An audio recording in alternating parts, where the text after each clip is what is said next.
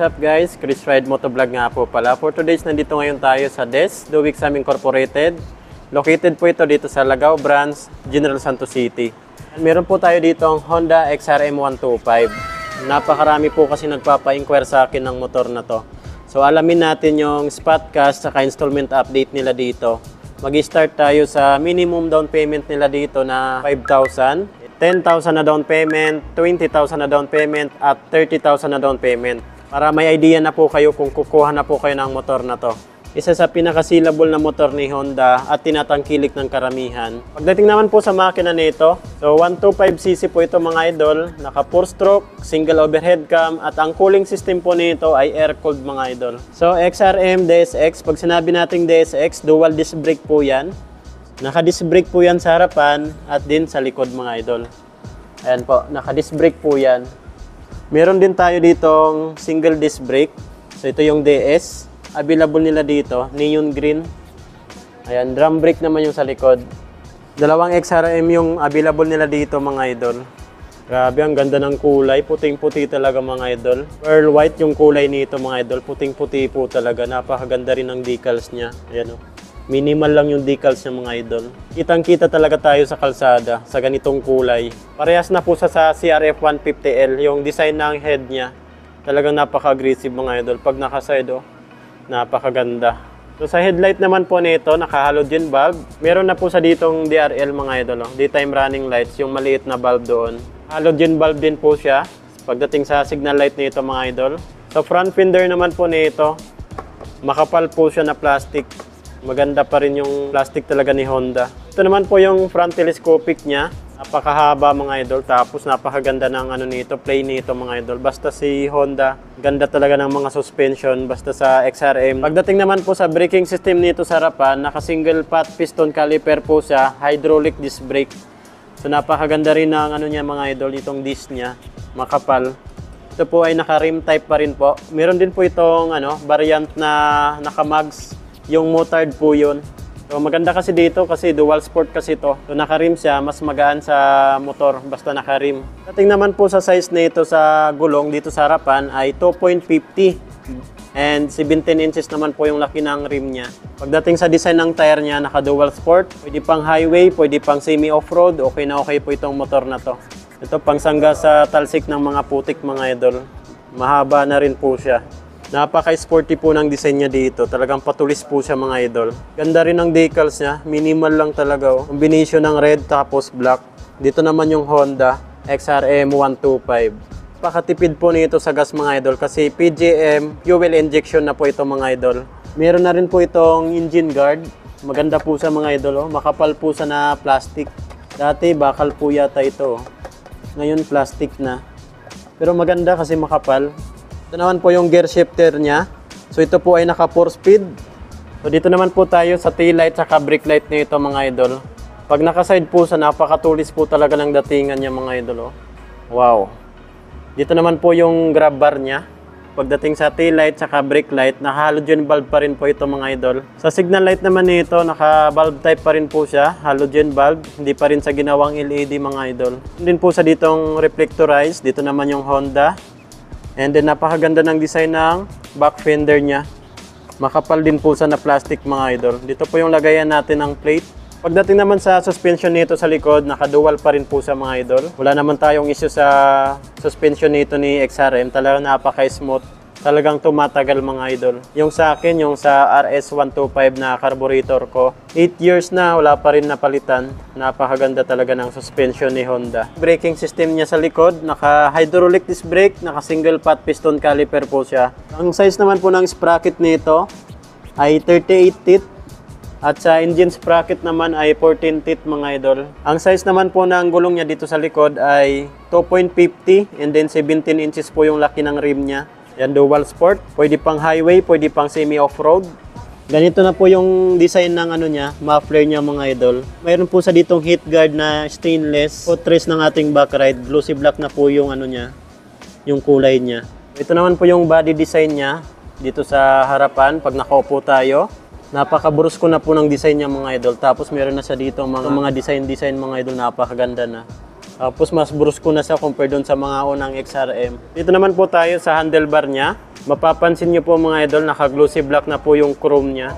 Ayan po. Metal pa rin po sa na chrome plated ng glossy black. Dito naman po sa left side niya, nandito po yung high beam, low beam na switch. Ito naman po yung turn signal light. Ito naman po yung horn niya. Bandang kanan, nandito po yung electric start. Maganda po dito, meron pa rin po siyang kick start. Ayan o. Meron pa po siyang kick start mga idol. Nawala na yung rubber dito. Lahat na sa metal. So isa pa sa napakaganda sa motor na to, yung instrument panel gauge niya, naka fully digital na po yan. Ang wala lang po dito yung gear indicator. So pag nagsishift tayo ng gear, hindi natin makikita kung primera ba, segunda, o tercera. So sanayan lang po talaga. Pero pag nasanay tayo, hindi na natin kailangan tingnan yung gear indicator natin kapag nasanay na tayong mag-shift ng gear. So ayan, dumako naman po tayo sa Spotcast saka installment update nila dito. Dito pa rin tayo nag-inquire sa DES, Duwixam Incorporated. So ang Spotcast po nila dito sa XRM 125 natin ay 76,500 pesos. Yan na po yung updated na Spotcast nila. Dito yan sa DES, Spotcast, 76,500 pesos. So minimum down payment po nila ay 5,000 po mga idol. And then nagpa-compute din tayo ng 10,000 na down payment, 20,000 na down payment, and then 30,000 na down payment.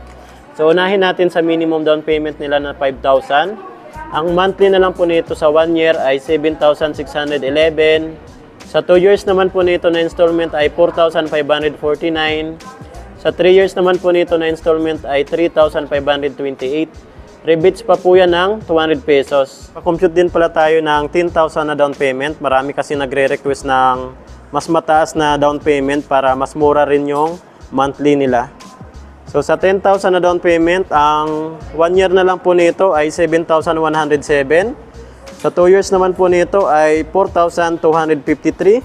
Sa 3 years naman po nito ay 3,302. Kung 10,000 po yung down payment natin. Rebates pa po yan lahat ng 200 pesos. Sa 20,000 na down payment naman po, ayan, 20,000 na down payment. Ang 1 year na lang po nito, 12 months, ay 6,099 pesos. Sa 2 years naman po na installment, 3,661. Sa 3 years naman po, 36 months, 2,849. Rebates pa po yan ng 200 pesos. Una tayo sa 30,000 na down payment. Ang 1 year na lang po nito sa 30,000 na down payment ay 5,090 pesos. Sa 2 years naman po nito, 24 months ay 3,070 pesos. Sa 3 years naman po nito na installment, 2,396. Rebates pa po yan ng 200 pesos. 36 months ay 2,396 na lang. Rebates pa yan ng 200 pesos. Maganda pong bumili ngayon kasi meron po silang mga discount like less 2,000 sa cash payment and sa installment din mga idol kasi sa down payment less din kayo ng 2,000 pesos. So sa 5,000 less natin ng 2,000, 3,000 na lang po yung down payment nyo dito. Sayang kung patagalin pa natin hanggang November 30 lang po ito, ngayong 2023. So less 2,000 and down payment, less po yan ng 2,000 mga idol. Sa mga previous naman po nito, meron po silang free full tank gasoline, meron po silang free jersey, TPL insurance, 3 years LTO registration, and then free helmet. Meron po silang free helmet. Honda rin yung helmet nila mga idol. Kaya napakasulit. Bakit Honda XRM 125 pa rin yung kukunin nating motor? Unang-una po kasi dyan yung handling. Talagang napaka-smooth, napakadali lang i-maneuver. And then sa shock nito, sa suspension, napakaganda rin po mga idol. Pangalawa po dyan yung tipid sa gas. 125cc, napakatipid na po niyan sa gas. Sinabayan pa ng fuel injection. So, FI na po ito. So, sobrang napakatipid po nito sa gas mga idol. Naglalaro po sa 42 to 50 km per liters. Pagdating naman po sa tibay, subok na po talaga si Honda XRM. Talagang legendary yan mga idol. Underbone 125 ni Honda. Talagang tumatak na sa atin yung tibay at lakas ng motor na to. Sa aftermarket naman po nito, napakarami nyo pong mabibili dito sa tabi-tabi lang talaga. Mga parts and mga accessories nito mga idol. Sa online shop, napakarami rin. Basta Honda XRM 125, proven and tested na po yan. Kung may mga ipapa-inquire pa po kayo sa akin na motor, comment nyo na lang po sa comment section ng ating video. Disclaimer lang po mga idol, hindi po tayo empleyado dito. Hindi rin po tayo nagpapabayad. Ito po ay for content lang po sa ating channel. Hanggang dito lang po muna ang ating video ngayon. Chris Ride Motovlog. Ride safe po tayo palagi and God bless you all. Thank you!